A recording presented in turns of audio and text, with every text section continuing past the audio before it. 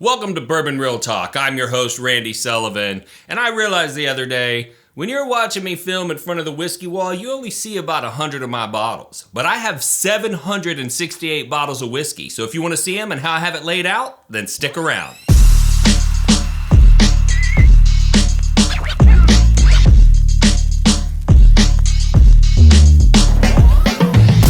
Before we get started, we have to take a moment to thank our Patreon subscribers. Without their support, we would not be able to produce this content for you. Everyone's names that are on the screen right now are contributing at the top 2 levels. And if you like this content, you want to find out how to contribute, then stick around to the end. All right, the most popular episode that Bourbon Real Talk has ever released was Dwayne Poor's bunker video. And I had no idea how badly people like to see people's bunkers and how many bottles they have and all their cool and most expensive and valuable bottles until I did an interview with him and did not show the collection. And all of you in the comments were kind of upset. And I've noticed that some of my counterparts out there have started doing some videos showing their collections and that you guys liked it. So I thought, hey, maybe it's time for me to show you the Bourbon Real Talk collection in its entirety. So as you are aware, there is a whiskey wall, and we film in front of this whiskey wall. For those of you who don't know, I used to build furniture like way back in the day as a hobby, and then I tried to do it as a business for a little bit, and turned out I couldn't compete very well with China. But because I have all of those tools and those skill sets, I actually built the whiskey wall from scratch. And the way that I did it, if you look through to the back, you can see that there is kind of a pallet wall in here. And in some of the seams, if you look real close, you can see a 2x4. And what I ended up doing was attaching a 2x4 to every stud on the outside of the sheetrock of the wall so that I could create kind of a false wall, and I could attach the pallet wall to it. And what that allowed me to do was run electrical to get all of the lighting to work the way that I wanted it to underneath the studs at the bottom. And then I could attach everything to 2x4s that were attached to the studs in the wall. And so these are 4-inch long screws that are holding everything together. So I know that you've heard some disasters of people's shelving collapsing and they lose a lot of bottles. That's not going to happen at the Sullivan house. I told my wife when I was building this wall that the only way that this was going to come detached is if a tornado tore the whole wall off of the side of the building, because that is how secure it is. But when I got done, I had a problem. I had to figure out how I was gonna, kind of lay out my shelves, because up until that point, I had whiskey stored in the game room closet and in this cabinet over here and in this guest bedroom and whatnot. And I finally had enough space, and as you can see, all of my space is now totally filled up. And that's one warning. If you ever build whiskey shelving, build more than you think that you are going to need, because you're gonna end up filling it up anyway. And so what I decided to do is, on my whiskey wall, I put my rarer, harder to replace bottles higher up on the shelves, generally speaking, so that all of my most allocated, hardest to replace bottles are on the top shelf. And you will notice that on the left-hand side of my whiskey wall is where all of my rye whiskey bottles are. And so I decided that I was going to start with rye whiskey on the left, and then I was going to transition into my Kentucky bourbon whiskeys with some obvious exceptions. Top shelf exceptions obviously would be Jack Daniel's. And then as I move further to the right, I would transition to non-Kentucky bourbons. And then all the way on the other end would be my non-American whiskeys.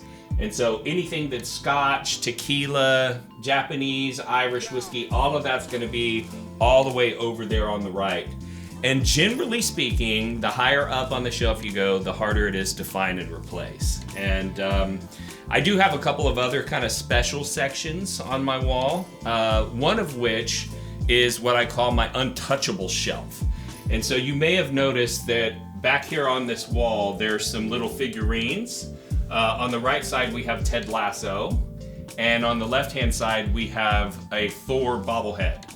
And then Lindsay was a big fan of the zombie TV show, so she's got Daryl, and I forget the other guy's name. But those are kind of hers. And she had some bobbleheads made of us as well, the Funko Pops, that say Bourbon Boy and Rye Girl. But this is our untouchable shelf. And up here are generally bottles that I have had signed by somebody who was significant in creating that brand. And so I've got, signatures from Jimmy Russell and Corky from Peerless and Freddie Johnson. I had him sign his root beer.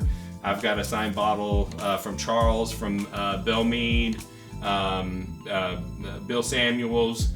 And then over the years, I've been able to collect some bottles that are, special to me for other reasons. So I also have up here the bottle of Jack Daniels that my family found in my grandfather's closet after he passed away. It's a 1983 Jack Daniels, and it still had whiskey in it because he only had one pour of whiskey per year, and it was at Christmas when he'd mix it with his eggnog. And so I keep that bottle up there in remembrance of him. I have my 1938 Four Roses, which was one of the more interesting videos that we've ever filmed, where we ended up donating one of these to Four Roses. I've got that up there. And then some special fundraiser and commemorative bottles, some bottles that are in memory of my brother. So this is an area of my shelving that when somebody comes over, we don't drink from this area typically. And part of the reason why I laid the whiskey wall out the way that I did was because if you have a collection like this, you're not going to drink all this whiskey. It's really for sharing and for public use. And I do a lot of public events here at my house. And I noticed that it was sometimes hard for me to control the crowd and keep, the 50 people that have come over to the house from just drinking all of the Van Winkles. And so I came up with this system. And what I did was I told people that they could drink anything off of the wall, that they had bottle control, and they could pour as much as they wanted, except the top shelf. And I tell people, if you come over, you want to pour off the top shelf, you're welcome to have it. But I have to be the one that pours it for you. And what I've learned is that worked out perfectly well. I have nobody abusing my hard to replace bottles, yet everybody still gets to try that one bottle that they've been chasing after and they've never been able to find. And so it's been a really perfect system. And nobody seems to mind that there's an area of the shelf that they're not allowed to drink from, mostly because every one of these bottles has a representative bottle that's open someplace else. So it's not like they can't have the liquid, they just can't have it out of that bottle. Another kind of special section that I set up was right over here, and this is where all of my dusty whiskey bottles are. And so if you ever come over to my house, I try very hard to have a vintage bottle of whiskey that represents your year of birth. And so anytime I get the chance to pick up a little bottle, I've got stuff from all the way back to, let's see, I think this guy is 1959. This one's 1959. But this one was bottled in 1953. So I've got whiskey all the way from 1953 all the way up to modern times. And sometimes I can't get it that it was bottled on your year of birth, but maybe it was distilled on your year of birth, or at least close. So that's kind of a fun section. Also, on top of the bar, you guys are used to seeing this. This is my infinity bottle, and as you can see, some individuals have been drinking a good bit of that. And every so often I'll go through the top shelf and pour some of my favorites to keep this full. And I like to joke to people that there's so many bottles of Pappy Van Winkle and George T. Stagg and all the B-Tacs and the birthday bourbons and the special releases of E.H. Taylor and things like that in this, that if you were going to go on the secondary and buy the bottles required to recreate this infinity bottle, it definitely cost over $100,000 in today's secondary market prices. So that's a pretty special bottle to me. But that's generally all of the area that you see whenever we're filming. Why don't we go over and check out a couple of other spots right now?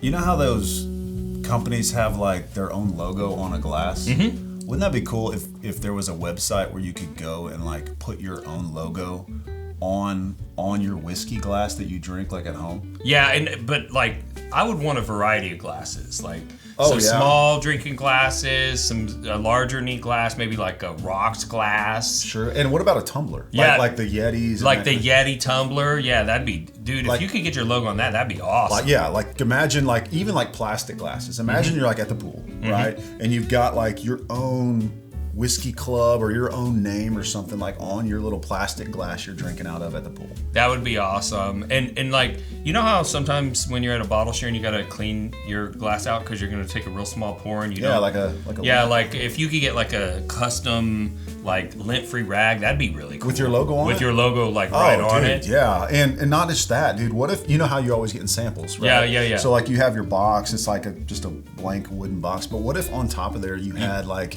your own brand or something on there? Yeah, your logo on there. Your logo that's like, you know, Wes's whiskey collection samples or something. You could even use that for charities too, because like you could do like a sample box that you did in like a charity raffle, but you could custom etch it. That'd be cool. Dude, what if this same website, like all those things were there, but you could also use it for the holidays coming up? Like an advent calendar box. You could do that, and I could get your like something special for you on it and give it to you as a gift. Yeah, as a gift for Christmas, that'd be really cool. What if there was a website like that? What if there was a website that had all of those things? And what if the company that did it could set up a custom website for you to pick any of those things? Oh, dude, that's like my mind. Yeah. What if there was a website? What if there was a website?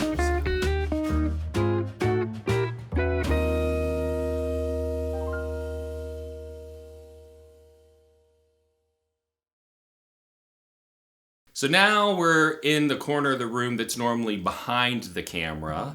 And this is a very important corner of the room because people are allowed to buy things from the Bourbon Real Talk or Someone Say Whiskey website. And they're also, when they win things from charity raffles and things like that, they are allowed to decide to pick it up here at the house. And if you ever get the opportunity, I'd strongly encourage you to do that, because when you get here, I'm going to let you drink a bunch of my really good whiskey. But this is my whiskey storage barrel that actually Allison, who is a admin of the Bourbon Real Talk community, built for me. And you'll notice that all of these bottles have someone's name on them. And that's because once you are awarded a bottle, or you decide to have me pick your bottle up from the store, you tell somebody, hey, drop this over at Randy's house and I'll pick it up. It goes over here labeled with your name on it. I also, over in this section, have some empty signed bottles and some non-empty signed bottles that I've gotten from, various opportunities, including my signed blind barrels package that we got from our partnership with them. And then another very important element of this corner is this is my challenge coin storage facility. So as you know, if you're an active member of the community, we have the Bourbon Real Talk community challenge coins. And we talk in depth about why we do these and what the purpose is on the page. If you go to the featured post section, you can find out why we do all of that. But as a result of us being generous and giving out challenge coins, other people shared their challenge coins with me. And this is where I store them. And I've got some very special ones over here that have been given to me over the years. So this is almost like the area that I put all of the things that I'm most proud of, including my Platycephalosaurus that my daughter knitted for me for Father's Day. My daughter at a young age decided she didn't like a lot of physical affection, and she developed a habit of headbutting me in the shoulder in replacement of hugs or kisses. And so she decided to knit me a Platycephalosaurus that does headbutts for my Father's Day gift. So that's one of the things I'm most proud of. And Lindsay's signed Brothers Bond hat that she's very excited about. So lots of really cool things over here, but there's a couple of overflow storages in the other room I want to show you real quick. So now we're in the other room. This is actually my guest bedroom, and to my shame, I have too much whiskey and it affects people when they come to stay at my house. And so in this room is anything that becomes overflow storage. So you'll see down here on the floor, there are cases of various bottles that I have picked up, but there's just no space for on the whiskey wall at this time. And unfortunately, when we have guests come, they gotta take the time to step around this stuff. But if you're coming to stay at my house, you should have a little bit of compassion for the whiskey because it's such a big part of our lives. But also in this room, we have another storage section that is very important for charity. So let's check that out.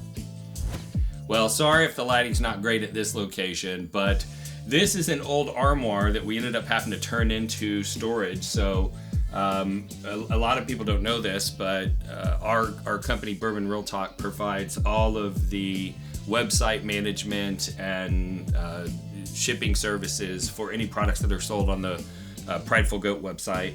Obviously the Bourbon Real Talk website, but also the Someone Say Whiskey website. So we ended up having to turn part of our guest room into some storage. So this is where all of the Prideful Goat t-shirts are, but also these are charity things that have been donated that are waiting for the right opportunity to raise some money. And as you can see, we've got some pretty solid bottles in here. We've got multiple Blanton's Golds. We've got an E.H. Taylor barrel proof. And so we just kind of bunker some of those things and wait for the opportunity to raise some pretty serious money. But we're gonna head back over into the main whiskey room and we're gonna close this thing out right. So stick around. Now there are a couple other things that I would have loved to have shown you, but it just wasn't possible with our filming setup. So one thing is I have probably close to 100 bottles stored in my master closet. And generally speaking, those are, well, probably 60 of them are the Prideful Goat 15-year bottles, because I knew how rare those were going to be. And so every time somebody puts one up on the secondary and it's below a certain price, I always buy it. And I bought a lot when they first came out. And then I have the other brand that I work on with my friends over at Someone Say Whiskey, partnered with Iron Root Distillery, and that is unallocated. So some of our special releases from unallocated, I have some bottles stored in there. But that's why my bottle count's so high. You haven't seen the 768 bottles because there's almost 100 that are offsite that you're not seeing. There's also some bottles stored out there in a closet that you didn't see. But I didn't figure you needed to see my master bedroom closet. It's a mess in there for sure. The other thing that I didn't show you is an area that I originally thought was going to be a filming location for us, and it's directly behind the camera every time we're filming, and there's this beautiful lit up Bourbon Real Talk sign and 2 big chairs, and I thought we'd be sitting in those chairs and be doing interviews, but it turns out that the lighting is absolutely terrible. But between those 2 chairs are a couple of funny items I wanted to show you in the whiskey room. This one is the first one. We lovingly refer to her as Sabrina. And what happened is we were at a charity auction for Divine Equine Therapeutic Riding Center. We've done a lot of charity work for them. And there were some items that had not been bid on, and there was this beautiful bronze sculpture, and the opening bid was only $40. And so I told my wife to try and inspire everybody to bid, to go put the minimum bid on every item. And Lindsay is not super fond of the idea of me having a sculpture of a beautiful woman with her clothes falling off of her. And so we ended up winning with our $40 bid. And so I decided that it was going to be put in our whiskey room as kind of a joke. Also, I think her name became Sabrina because of the movie that came out with Harrison Ford and the actress that she looks just like somebody else, and I can never tell the 2 of them apart, in the 1990s, called Sabrina. And Lindsay and I watched that movie a number of times when we were early married, and somehow she reminded us of that particular character in that movie. So her name is Sabrina, and Lindsay is jealous of her and does not like her. The other thing that is on that table that you can't see is my... these are my to give. And Lindsay bought this for me, but ironically, when she got this for me, it was full of these little, etched, cut out wooden pieces. And I said, I don't feel like that really represents where I'm at in life. And so I got all but the 3 and threw them away. Because if you can't tell, I'm running out of those to give away. So those are the 2 funny things. But yeah, so that's pretty much it. If this is your first time tuning into the channel, you should know that we are all about community and connection, and part of that is being generous with our whiskey. And we do a free giveaway on every single episode. And since this episode was talking about my full collection, I thought I'd give away a few really rare, not rare, but unique items that people would maybe not be able to find or maybe wouldn't seek out on their own. And so we are going to be giving away 5 1-ounce sample packs that includes this Juan de Campo corn whiskey that I acquired when I was in Mexico. This is Balcones Brimstone that it will not send you to hell, but your breath will smell like you've been there. It is a highly smoked whiskey. This is Sixtown blended whiskey from Staffordshire, England. My next door neighbors, who you may remember from the Crazy British Lady video that we did, they bought me this bottle when they went to go visit family because I helped take care of their pool while they were gone. And this is actually a pretty solid Scotch tasting single malt whiskey. And then last is a Corsair dark rye. And this was a very special bottle that we did. It turned out to be a short barrel that had so few bottles in it that we only allowed the admins from Someone Say Whiskey to buy the bottles because there were so few. But we're going to do 5 1-ounce sample packs. All you have to do to enter to win is like this video, subscribe to the channel, ring the bell to be notified of future videos and future giveaways. And then, most importantly, you do have to go to the YouTube channel, get in the video description, click the link that says free giveaway, enter in your basic contact information. We're going to run a randomizer, post the results publicly for accountability, and reach out to the winners and send you your samples absolutely for free. And we'd also like to take a moment to tell you why we do everything that we do. Because yes, whiskey's fun and it's great to drink, but whiskey is really more about connection for us than it is about the alcohol. And that's because I lost a loved one to suicide in 2014. And I realized that my brother was missing some of the social connections that keep us bound to this world. And I saw how whiskey as a hobby was bringing people together. And I decided maybe if I get you connected to whiskey, whiskey will do the rest of the job and get you connected to others. And that has been successful. Unfortunately, though, when we started trying to create connections online with people, we saw there was a lot of negativity, and sometimes whiskey trolls ruin the fun and break up the opportunity for people to get close to one another. And so we ended up starting our own community called Bourbon Real Talk community, which is a free Facebook-based whiskey enthusiast community. You go join right now. And a lot of good things going on in there. We even were able to start a 501c3 called Live Stay Project that is mostly focused on suicide prevention and intervention. And so that's been a great blessing and something that you all have blessed us in the community to be able to do. But something else that we learned along the way, seeing those trolls being so hateful, was that if somebody can be hateful online, there's nothing that keeps us from being loving online. And we end every episode the same way, and that's this. If you woke up this morning and you're unsure whether or not anyone loved you, just know that I love you. And I'll see you next time on Bourbon Real Talk.